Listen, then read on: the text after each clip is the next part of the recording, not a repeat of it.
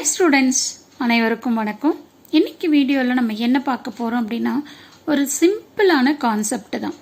But ஆனா circuit பார்க்கறப்போ இந்த சர்க்யூட் என்ன இப்படி இருக்கு, இது எப்படி நம்ம போட போறோம் அப்படிங்கிற மாதிரி ஒரு செகண்ட் கன்ஃபியூஸ் ஆகும்.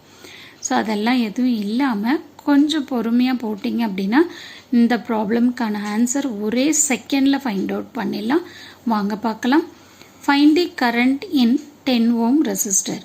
ஸோ இதுதான் கொடுத்துருக்கிற சர்க்யூட். இப்போ இந்த சர்க்யூட் பார்த்த உடனே எனக்குமே சம்டைம் என்ன ஆகும் அப்படின்னா பார்த்த உடனே இது எப்படி பண்ணணும் அப்படிங்கிற ஒரு ஐடியா வராது. ஒரு 2 செகண்ட் பொறுமையாக பார்த்தோம் அப்படின்னா அடுத்த செகண்டை நமக்கு என்ன ஆகும் அப்படின்னா ஓகே இது இப்படி தான் பண்ணணும் அப்படின்னு ஒரு ஐடியா கிடைக்கும். அதே மாதிரி தான் நீங்களும் ட்ரை பண்ணணும்.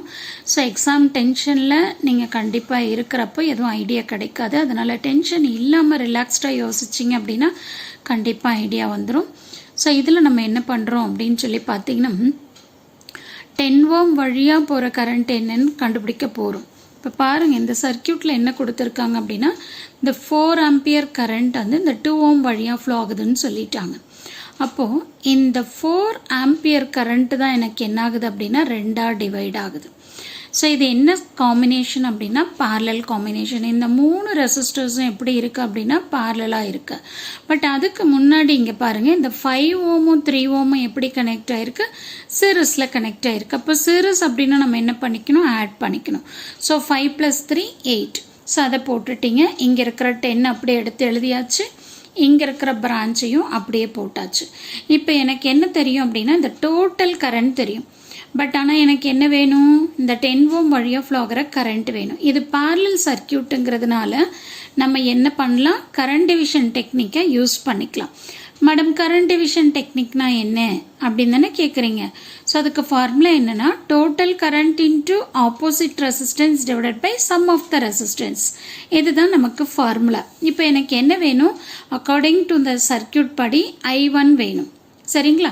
அப்போ I1 ஃபைண்ட் அவுட் பண்ணுறதுக்கு I1 is equal to total current. Total கரண்ட்டுங்கிறது 4 ampere. ஆப்போசிட் ரெசிஸ்டன்ஸ் இது என்னது மேடம், ஆப்போசிட் ரெசிஸ்டன்ஸ் அப்படின்னா எந்த ரெசிஸ்டன்ஸ் வழியாக போகிற கரண்ட்டை நீங்கள் ஃபைண்ட் அவுட் பண்ணணுமோ அதுக்கு ஆப்போசிட்டாக இருக்கிற வேல்யூ. மேடம் இப்போ இதுக்கு 10 ohmக்கு ஆப்போசிட்டாக 2 கூட தானே இருக்குது அப்படின்னு கேட்குறீங்க. கரெக்டு தான், அது புரியுது எனக்கு. பட் ஆனால் இந்த பிரான்ச்சில் போகிற கரண்ட்டு டோட்டல் கரண்ட். சரியா?